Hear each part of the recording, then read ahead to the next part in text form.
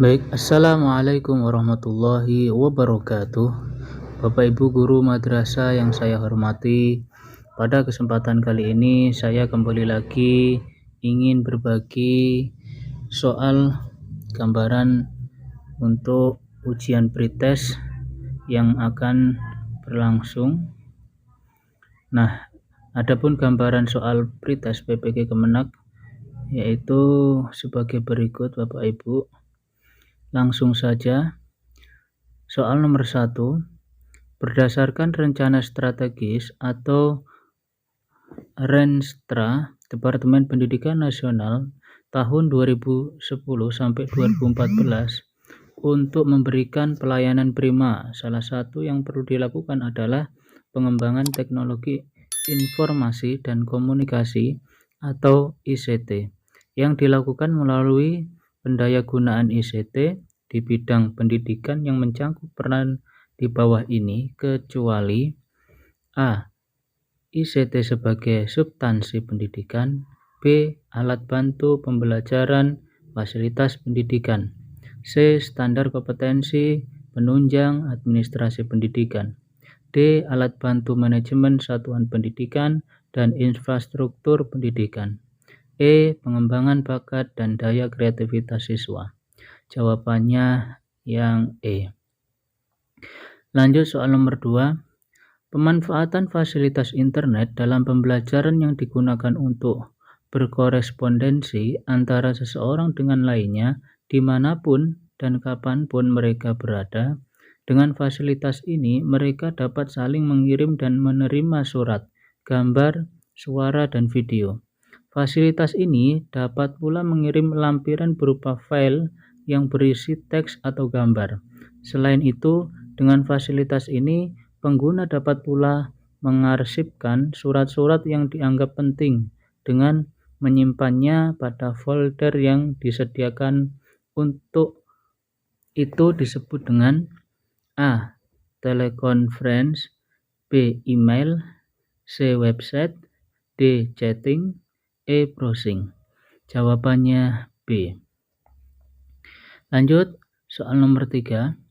Kegiatan guru dalam melibatkan peserta didik mencari informasi yang luas dan dalam tentang topik atau tema materi yang akan dipelajari dengan menerapkan prinsip alam, belajar dari aneka sumber, menggunakan beragam pendekatan pembelajaran, media pembelajaran, dan sumber belajar lain.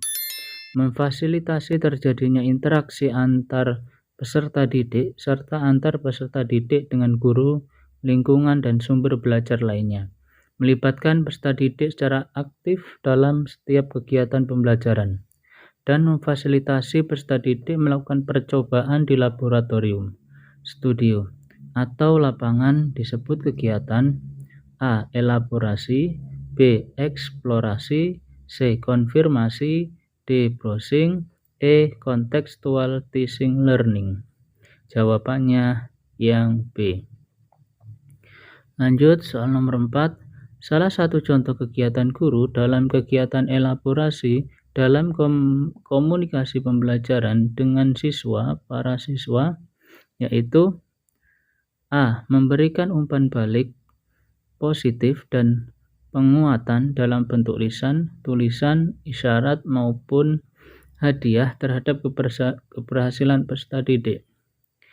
B. Memfasilitasi peserta didik melakukan kegiatan yang menumbuhkan kebanggaan dan rasa percaya diri peserta didik. C. Memberikan konfirmasi terhadap hasil eksplorasi dan elaborasi peserta didik melalui berbagai sumber. D. Memfasilitasi peserta didik melakukan refleksi untuk memperoleh pengalaman belajar yang telah dilakukan. E. Memfasilitasi peserta didik untuk memperoleh pengalaman yang bermakna dalam mencapai kompetensi dasar. Jawabannya yang B.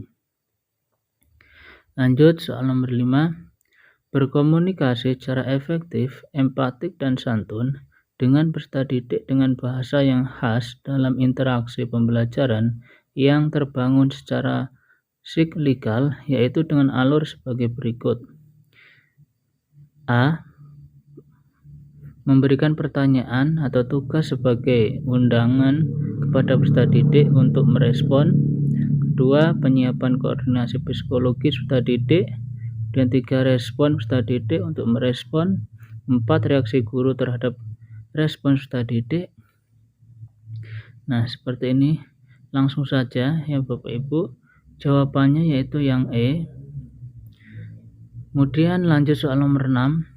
Dalam kaitannya dengan upaya untuk memotivasi belajar siswa dan agar proses pembelajaran berlangsung efektif, maka guru perlu mengacu pada A. Metode pembelajaran, B. Pendekatan pembelajaran, C. Strategi pembelajaran, D. Gaya pembelajaran, dan E. Kemampuan belajar. Jawabannya yang C. Soal nomor 7, standar ketuntasan minimal belajar atau SKMB ditentukan oleh faktor-faktor di bawah ini. A. Intake siswa, B. Tingkat kesulitan, C. Sarana pendukung, D. Bakat dan minat siswa, E. Intake siswa, tingkat kesulitan, dan sarana pendukung. Jawabannya yang E. Lanjut, soal nomor 8, jenis-jenis pembelajaran dapat diklasifikasikan sebagai berikut. A. Fakta, konsep, prinsip, prosedur, sikap. B. Fakta, konsep, prinsip, definisi, aksioma. C. Fakta, konsep, prinsip, definisi, prosedur. D. Fakta, konsep, definisi, aksioma, prosedur.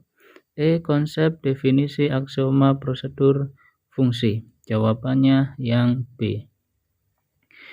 Soal nomor 9, untuk memudahkan penetapan materi pembelajaran dapat mengacu pada rumusan A. Kompetensi dasar, B. Standar kompetensi, C. Indikator, D. Metode pembelajaran, E. Sumber belajar. Jawabannya A. Soal nomor 10, di bawah ini merupakan pengidentifikasian materi pembelajaran yang menunjang pencapaian kompetensi dasar. 1. Potensi peserta didik, karakteristik mata pelajaran, relevansi dengan karakteristik daerah. 2. Tingkat perkembangan fisik, intelektual, emosional, sosial, dan spiritual peserta didik. 3. Kebermanfaatan bagi peserta didik, struktur keilmuan, aktualitas, kedalaman, dan keluasan materi pembelajaran.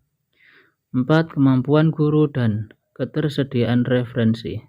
5. Relevansi dengan kebutuhan peserta didik, tuntutan lingkungan, dan alokasi waktu. 6. Dana yang tersedia. Dalam mengidentifikasi materi pembelajaran yang diampu, guru harus memperhatikan antara lain nomor, yaitu jawabannya yang B.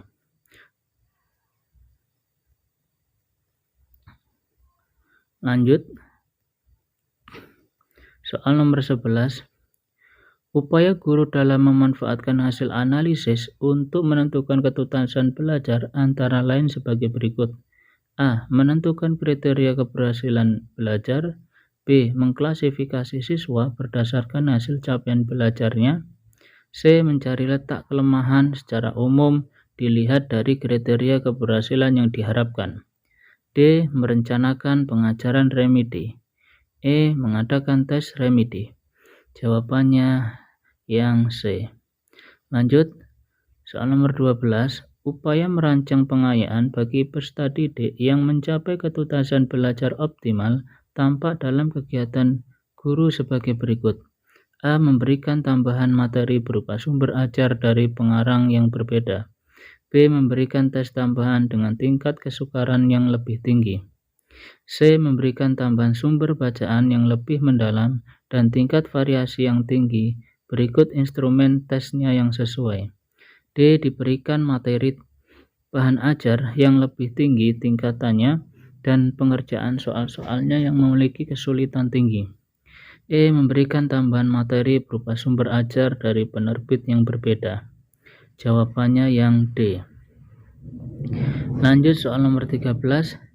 Dalam melakukan evaluasi proses dan hasil belajar, seorang guru perlu memperhatikan hal-hal sebagai berikut. Nah, jawabannya yang ini yang E, Bapak Ibu. Langsung saja. Soal nomor 14, pada setiap akhir kegiatan pembelajaran, guru bersama peserta didik melakukan kegiatan refleksi. Hal ini dilaksanakan untuk A. Mengukur ketuntasan peserta didik, B. Mengukur efektivitas proses pembelajaran, C. Mengukur hal-hal yang belum dipahami peserta didik, D. Menentukan langkah-langkah pertemuan berikutnya, E. Mengetahui materi yang belum terbahas dalam proses pembelajaran. Jawabannya yang C. Soal nomor 15, penilaian diatur dalam Permendiknas RI nomor, yaitu yang B. Permendiknas RI nomor 20 tahun 2007. Soal nomor 16, untuk menghindari penilaian yang subjektif dan untuk memudahkan guru dalam menilai prestasi yang dicapai peserta didik, maka dalam penilaian ranah psikomotor, guru menggunakan A. Soal pilihan ganda, B. Soal jawaban singkat, C. Soal uraian objektif, D. Kriteria, E. Tes performance, yaitu yang E. Soal nomor 17, penilaian portofolio dapat dilaksanakan dengan cara, jawabannya yang C. Mengumpulkan hasil kerja masing-masing peserta didik yang telah diberikan masukan baik oleh guru dan rekan peserta didik dalam suatu album sebagai bukti hasil belajar. Soal nomor 18, dalam mengembangkan instrumen penilaian dan evaluasi proses dan hasil belajar harus memperhatikan A. Substansi, konstruksi, bahasa, B. Substansi, konstruksi, validitas, skor, C. Substansi, bahasa, konstruksi, skor, D. Substansi, validitas, bahasa, reliabilitas, C. Substansi, konstruksi, validitas, reliabilitas. Jawabannya yang A. Lanjut soal nomor 19. Di bawah ini yang merupakan ciri dari penilaian kelas adalah, jawabannya yang D, Bapak Ibu. Belajar tuntas, penilaian otentik, berkesinambungan berdasarkan acuan kriteria, menggunakan berbagai teknik dan instrumen penilaian. Kemudian soal nomor 20. Pernyataan-pernyataan di bawah ini yang betul adalah, sini jawabannya yang A. Penilaian hasil belajar oleh pendidik digunakan untuk menilai pencapaian kompetensi peserta didik, bahan laporan hasil belajar, dan memperbaiki proses pembelajaran. Baik, mungkin itu saja untuk gambaran soal Bapak Ibu mengenai soal pretest yang akan keluar pada ujian Bapak Ibu sekalian. Semoga Bapak Ibu sekalian diberikan kemudahan dalam mengerjakan soal-soal pretest. Sekian, wabillahi taufiq wal hidayah. Wassalamualaikum warahmatullahi wabarakatuh.